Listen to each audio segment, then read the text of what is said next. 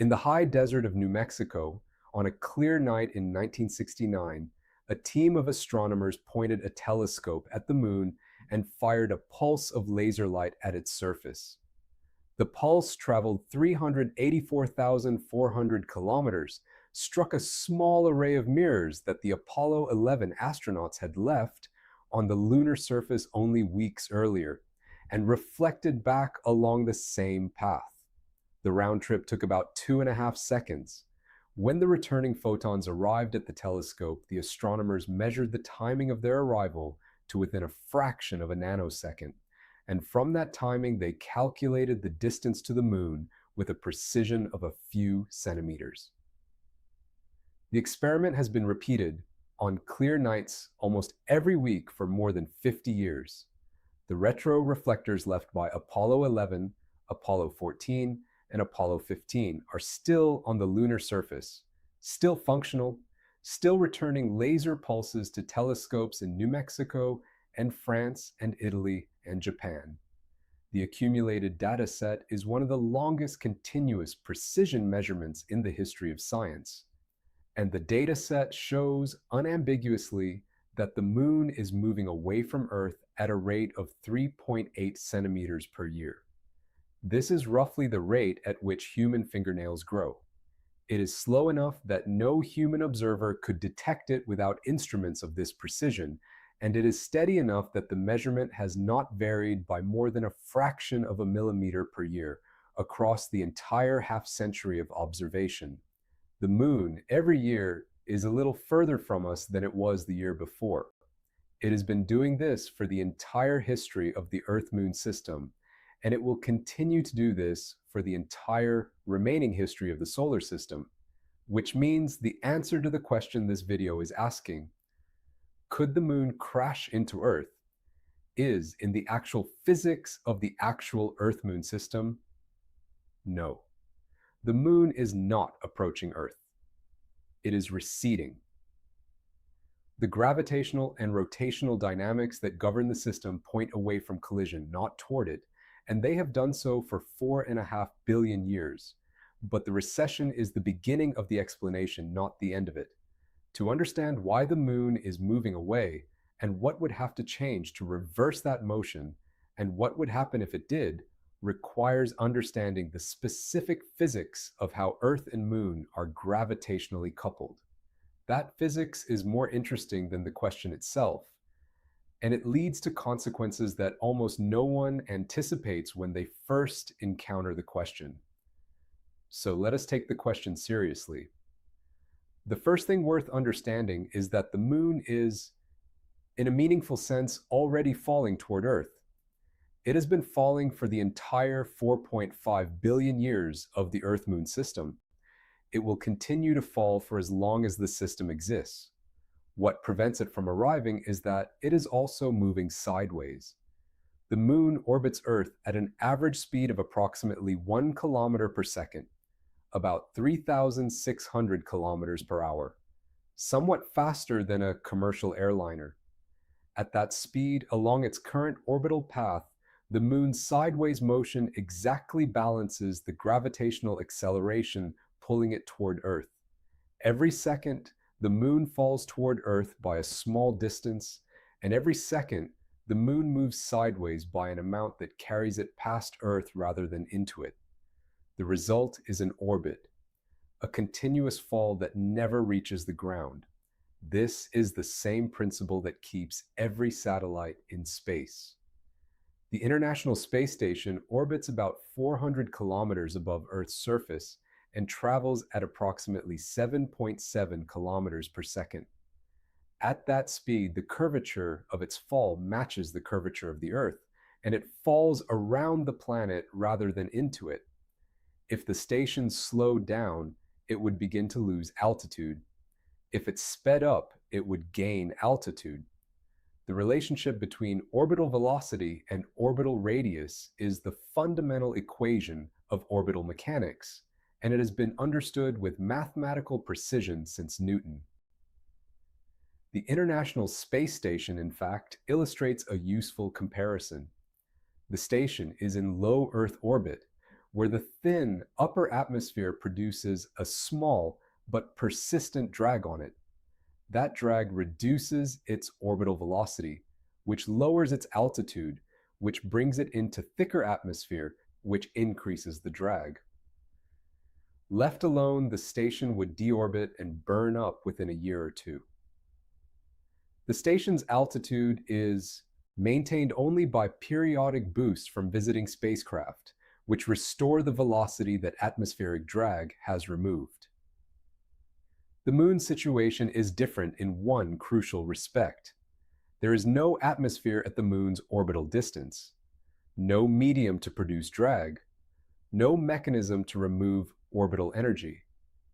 In the absence of any external force, an orbiting body conserves its energy and its angular momentum indefinitely. The Moon, on its current orbit, would continue on that orbit for as long as the solar system existed with no change, except that there is an external force acting on the Moon.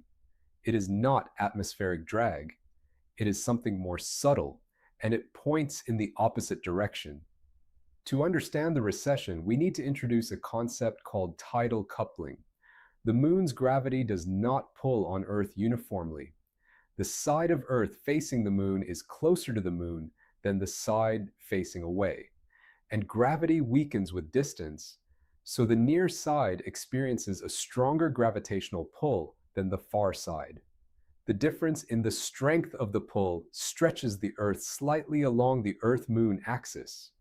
The oceans, which are fluid and can deform easily, stretch the most, producing the familiar tidal bulges, one on each side of the planet, one facing the Moon and one facing away. If Earth did not rotate, the bulges would sit directly under the Moon, and the system would be in a stable static equilibrium. But Earth does rotate, and it rotates much faster than the Moon orbits, once every 24 hours, while the Moon orbits once every 27.3 days. The rotation of the solid Earth drags the bulges with it, carrying them slightly ahead of the position directly under the Moon. The leading bulge, the one ahead of the sub-lunar point, exerts a small forward gravitational pull on the Moon. The trailing bulge exerts a small backward pull. Because the leading bulge is slightly closer to the Moon than the trailing bulge, the forward pull wins, and the Moon experiences a small net forward acceleration along its orbital direction. This forward acceleration adds energy to the Moon's orbit. In orbital mechanics, adding energy to an orbit raises it, moves it to a larger radius, lower orbital velocity, longer period. The Moon, being pulled forward by the leading tidal bulge, is being lifted into a slightly higher orbit, year by year, at the 3.8 centimeters per year that the laser ranging measurements detect. The energy has to come from somewhere. It comes from Earth's rotation. The same gravitational coupling that pulls the Moon forward pulls the bulges backward, exerting a small braking torque on Earth's spin. Earth's rotation is slowing down. The length of the day is increasing by approximately 1.7 milliseconds per century, slowly but measurably, and with cumulative effects over geological time. We have direct evidence of this slowdown from a source that is almost unreasonably elegant. Certain species of fossil coral, growing in the shallow seas of the Devonian period, roughly 400 million years ago, laid down their skeletons in daily and annual growth bands. Counting the daily bands within an annual band gives us the number of days in a Devonian year. The answer is about 400 days. The Devonian year was the same length as the modern year. Earth's orbit around the Sun has not changed, but each Devonian day was shorter, about 22 hours long. The cumulative slowdown over 400 million years has lengthened each day by about 2 hours. If we extrapolate further back to the formation of the Earth-Moon system itself, the early Earth was rotating extraordinarily fast, A day was perhaps 4 to 6 hours long.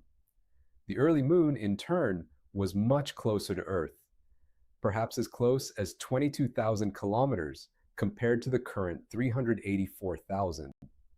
From this initial configuration, the moon has been receding and Earth has been slowing for the entire history of the system, with energy flowing continuously from Earth's rotation into the moon's orbit. The process has a natural endpoint. If the system were allowed to evolve indefinitely, the energy exchange would continue until Earth's rotation slowed to match the moon's orbital period. At that point, the same face of Earth would always be turned toward the moon. The tidal bulges would no longer be dragged ahead by Earth's rotation, and the coupling would shut off. This is a state called mutual tidal locking, and it is the equilibrium toward which the system is evolving. The moon is already tidally locked to Earth. The same face of the moon always points at us, because the smaller body locks first. Earth will eventually lock to the moon as well, with a day equal to a month, and both equal to about 47 of our current days. But eventually is the key word. The calculation shows that the Earth-Moon system would reach mutual tidal locking in approximately 50 billion years, about 10 times the current age of the solar system, and well beyond the point at which the sun will have exhausted its hydrogen fuel and expanded into a red giant. Long before the system reaches its equilibrium, the sun's evolution will have ended it. The moon, at the moment the sun begins its red giant phase, about 5 billion years from now, will be about 30,000 kilometers further away than it is today, less than 10% further. The sun will then engulf both Earth and moon, or come close enough to strip the Earth-Moon system apart through tidal forces of its own, before the tidal locking can complete. There is one further subtlety worth mentioning because it has emerged in the geological record only in the last decade or so and has not yet appeared in popular treatments of the moon's recession. The 3.8 centimeter rate that the laser ranging measurements detect is the current rate, not the historical average. The rate at which Earth's tidal bulges exchange energy with the moon depends on how efficiently the oceans respond to the tidal forcing, and that efficiency depends on the geometry of the ocean basins, on whether the basins happen to resonate with the tidal driving frequency. As continents drift over geological time, the ocean basins change shape, and the resonant response changes with them. The current configuration of the Atlantic Ocean is unusually resonant, and the current 3.8 centimeter recession rate is unusually fast as a result. Through most of Earth's history, the rate was substantially slower, perhaps half the current rate or less. This means the moon's actual recession over the past 4.5 billion years has been less than a naive extrapolation from the current rate would suggest, which is part of how we know the moon could not have started at a distance of 0, even though it formed from material very close to Earth. So the moon is moving away. It has always been moving away. The mechanism is well understood, the rate is well measured, and the equilibrium state of the system is well predicted. There is nothing in the natural evolution of the Earth-Moon system that points toward collision. The arrow of orbital evolution points outward, and it has pointed outward for the entire history of the system, which leaves the question, what would have to change to reverse that arrow? To bring the moon into Earth, two things would have to happen. First, the outward push of tidal coupling would have to stop. Second, an additional mechanism would have to remove the moon's orbital energy and angular momentum at a rate sufficient to spiral it inward over some finite timescale. Neither of these is something that natural processes in the Earth-Moon system can accomplish. The outward push of tidal coupling cannot be turned off without changing the basic structure of Earth or the moon, The coupling depends on Earth having oceans that respond to lunar gravity, on Earth rotating faster than the moon orbits, and on the gravitational law itself behaving as it does. None of these conditions is going to change. Earth's oceans will persist until the sun's brightening boils them away in approximately 1 billion years. Earth's rotation will continue to exceed the moon's orbital frequency for the entire foreseeable future of the system. Gravity will continue to behave as gravity behaves. Even if the coupling could be turned off, even if the ocean somehow froze or evaporated, eliminating the tidal bulge, the moon would not begin to fall toward Earth. It would simply continue on its current orbit, neither receding nor approaching, conserving the orbital energy it had when the coupling stopped. The recession would end, but the orbit would not decay. Something else would have to remove orbital energy to bring the moon closer. The candidates for that something else are, in the natural universe, vanishingly few. Atmospheric drag, the mechanism that decays the orbits of low Earth satellites, cannot reach the moon. Earth's atmosphere is too thin at the moon's altitude to produce measurable drag on any object, let alone an object of the moon's mass. The moon's orbital energy is on the order of 10 to the 28th power joules, about 10 million times the total annual energy consumption of human civilization, and roughly equal to the kinetic energy of every nuclear weapon ever built, multiplied by a factor of about 100 billion. There is no natural process at the moon's altitude that removes energy at any rate comparable to what would be required to bring it down on a timescale shorter than the lifetime of the sun. Gravitational perturbations from other bodies, passing asteroids, comets, even hypothetical rogue planets, could in principle alter the moon's orbit. But the configuration space of possible perturbations is dominated overwhelmingly by outcomes that either leave the orbit substantially unchanged or eject the moon from the system entirely. The geometry of an inward spiraling perturbation is extremely specific, requiring a precisely timed and oriented gravitational kick that removes orbital energy without imparting enough angular momentum to fling the moon outward. A random perturbation is much more likely to add energy than to remove it, because the volume of higher energy bound orbits in phase space is much larger than the volume of lower energy ones, and an unbound trajectory carrying the moon out of the system is more probable still. If a passing body of sufficient mass ever interacted with the Earth-Moon system, the most likely outcome by a wide margin would be to lose the moon to interstellar space, not to drop it into Earth. So the natural mechanisms do not work. To bring the moon down, we would need a process that does not occur in the universe as we observe it, some artificial or hypothetical removal of the moon's orbital energy by means we cannot specify. For the thought experiment, then, we set the physics aside. We do not ask how the moon comes down. We ask what would happen if it did. The descent itself would be slow at first. Even if some hypothetical process began removing energy from the moon's orbit at a rate far beyond anything physically plausible, the orbital energy is so large that the inward spiral would take decades to become visually apparent and centuries to bring the moon into the regime where Earth observers could detect the approach without instruments. We would see the moon growing larger in the sky, slowly, over generations. The lunar disk, currently about half a degree across, roughly the width of a pencil eraser held at arm's length, would expand to a full degree, then 2 degrees, then 5.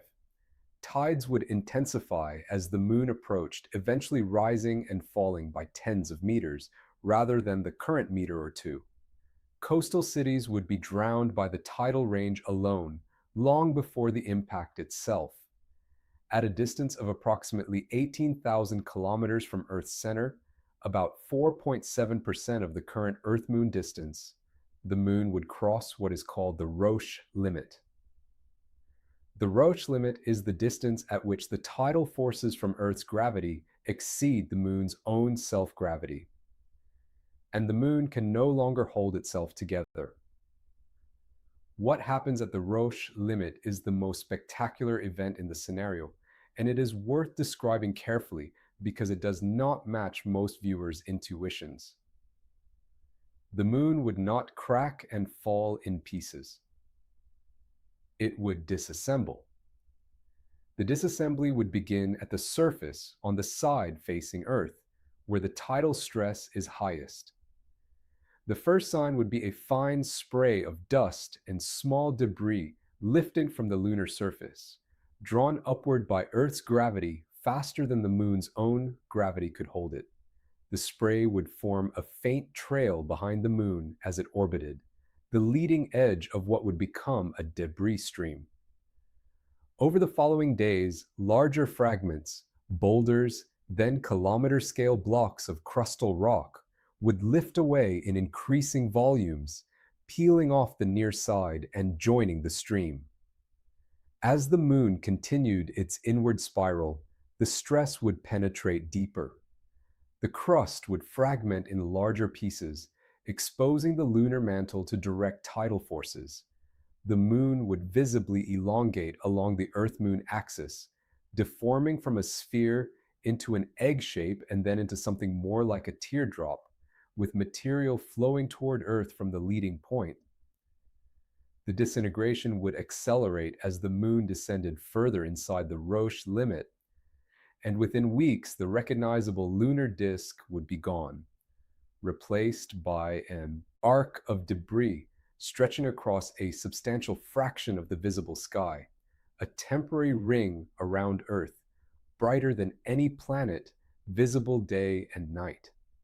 The dense lunar core, composed largely of iron and dense silicate minerals with self-gravity higher than the surrounding mantle, would survive the disintegration longer than the outer layers, persisting as a smaller, denser body inside the expanding debris ring.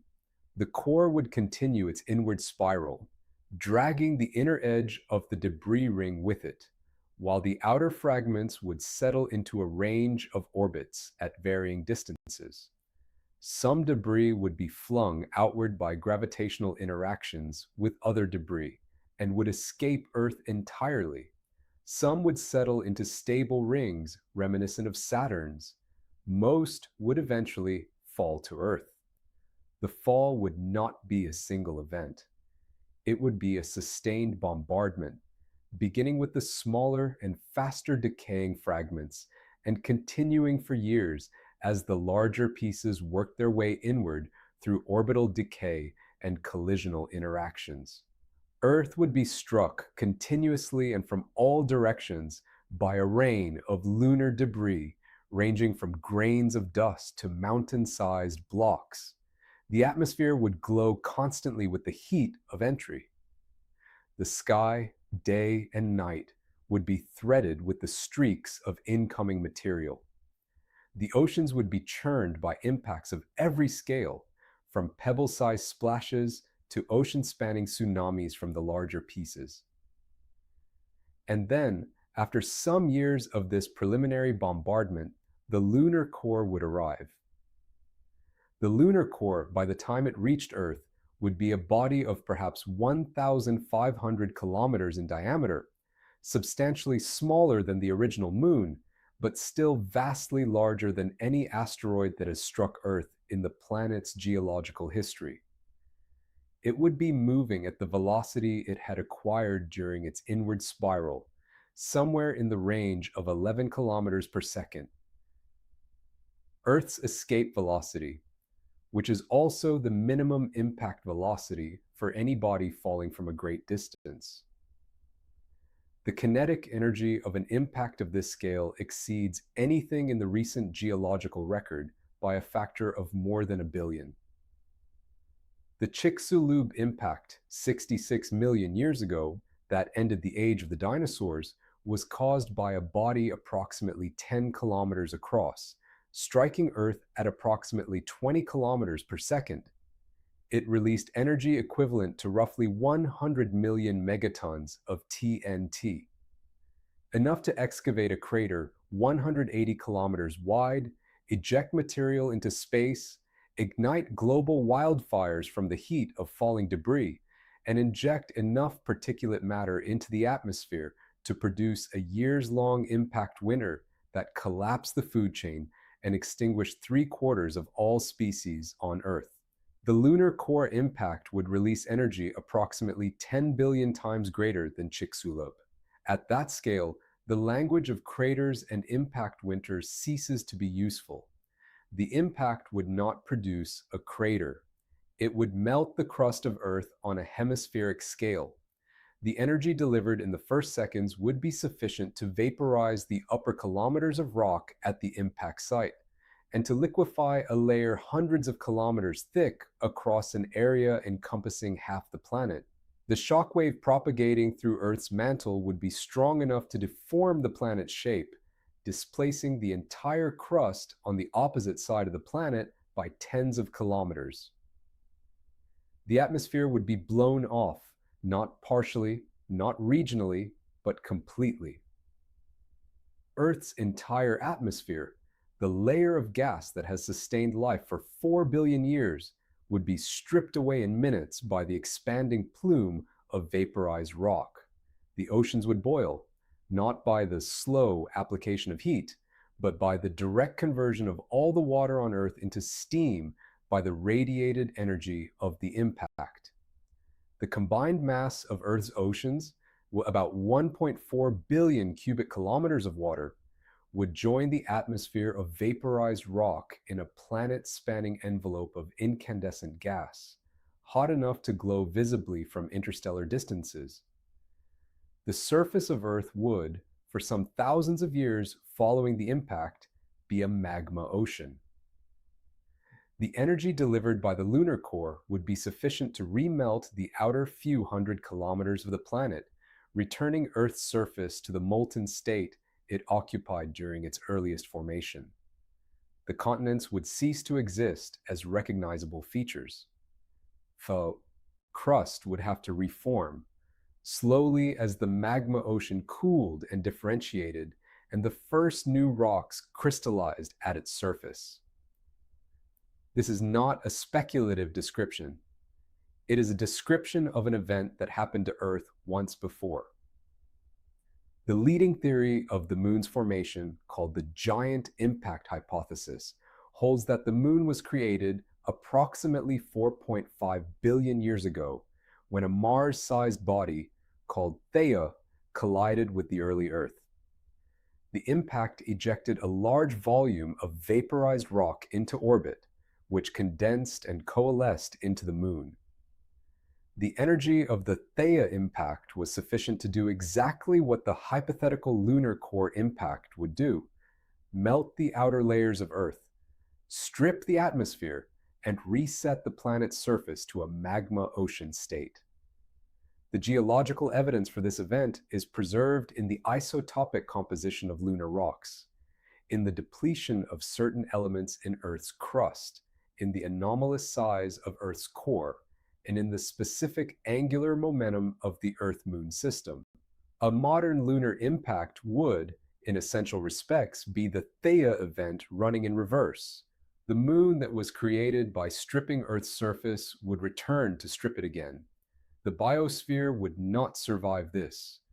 The surface biosphere, every plant, every animal, every visible living thing on land or in the upper ocean, would be extinguished within hours of the impact by direct thermal radiation, by atmospheric loss, by the immediate boiling of surface water. The deep ocean biosphere would die within days, as the heat of the impact propagated through the water column and as the oceans themselves vaporized. The terrestrial subsurface biosphere, bacterial and archaeal communities living in rock and sediment, would persist longer, perhaps months, in the deepest and most thermally insulated environments, before the slow heating of the crust by the magma ocean above eliminated them as well. life on Earth would almost certainly end. The qualification is genuine: the deep biosphere, the community of microorganisms living kilometers below Earth's surface, in the pore spaces of rock, is poorly understood, and its full extent and resilience are not known. It is conceivable, though not likely, that some fraction of that biosphere, in the most thermally protected environments, could survive the long cooling of the magma ocean and re-emerge into a transformed Earth. We do not know this with certainty. The honest position is that surface life would be eliminated completely, and that the deep biosphere is the only candidate for any continuity, and that this candidate is more hopeful than confident. What we can say with confidence is that the Earth that emerged from the magma ocean hundreds of thousands of years after the impact would be unrecognizable.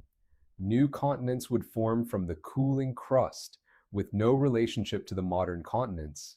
New oceans would condense from the steam atmosphere as the planet cooled, with no relationship to the modern ocean basins.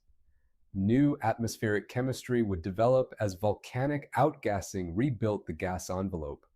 Eventually, perhaps over hundreds of millions of years, conditions might become hospitable to life again, and if any subsurface life had survived, it might radiate outward into the new environment. The Earth would, eventually, be a planet again. But it would not be our planet. None of this is going to happen. The moon is not approaching Earth. The moon is receding from Earth at 3.8 centimeters per year, at a rate that has been measured continuously for half a century and is not varied. The physics that governs the Earth-Moon system does not produce inward spirals. The configuration space of possible perturbations does not favor collision. The Sun will end the system long before any equilibrium is reached. The scenario described in this video is a thought experiment, not a forecast. But the thought experiment is worth performing because of what it reveals about the moon's actual role in the actual Earth. The conditions under which life evolved on Earth were conditions the moon helped create. The stabilization of Earth's axial tilt, which has kept the climate within the range that allows complex life, depends on the moon's gravitational presence. The tides that may have driven the chemistry of early life in the intertidal zone depend on the moon's gravity. The slow lengthening of the day, which has shaped the evolution of every circadian system on Earth, depends on the energy exchange between Earth's rotation and the moon's orbit. The moon is not a passive companion.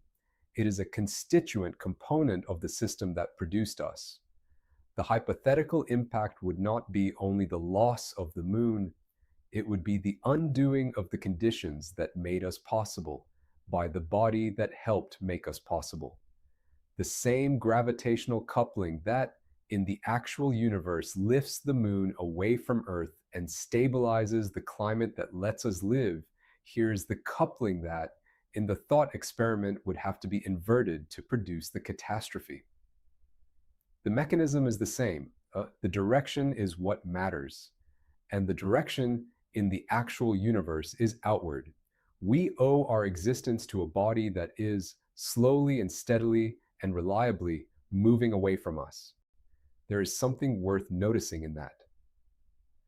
The most familiar object in the night sky, the body that has accompanied Earth for the entire history of the planet, the body whose phases organized human time before clocks existed, is not a fixed feature of our world. It is leaving. It has been leaving for 4.5 billion years, at a rate too slow for any individual generation of humans to perceive, and it will continue to leave for as long as the sun permits. Every night that the moon rises, it rises from a position fractionally further away than the night before. Every laser pulse that returns from the Apollo retroreflectors returns from a slightly greater distance than the previous pulse. There is one thing about the moon's recession that the measurements have not yet settled. The 3.8 centimeter rate is the average of the laser ranging data over the past several decades, but the rate is not perfectly constant from year to year. Small variations in the rate appear in the data on timescales of months and years, and the source of those variations is not fully understood. Some of the variation is plausibly attributable to seasonal changes in ocean circulation, which alter the efficiency of the tidal coupling. Some of it may be attributable to mass redistribution within Earth from earthquakes and from the redistribution of ice. Some of it remains unexplained. The unexplained component is small, a few percent of the average rate at most. It does not change the basic picture. The moon is receding, and it will continue to recede, and the catastrophe described in this video will not occur. But the unexplained component is a reminder that even in the most precisely measured astronomical relationship in human history, the relationship between Earth and the body that orbits it, there are still things we do not fully understand. The moon, after a half-century of nanosecond precision distance measurements, and after 4 centuries of telescopic observation, and after the entire history of human attention to the night sky, is still keeping some of its physics from us. It will be there tomorrow night. It will be there a fraction of a centimeter further away than it is tonight, and a fraction of a second slower in its orbit, and a fraction of a millisecond longer in our day. The familiarity is real, and the constancy is real, and the slow drift outward is also real.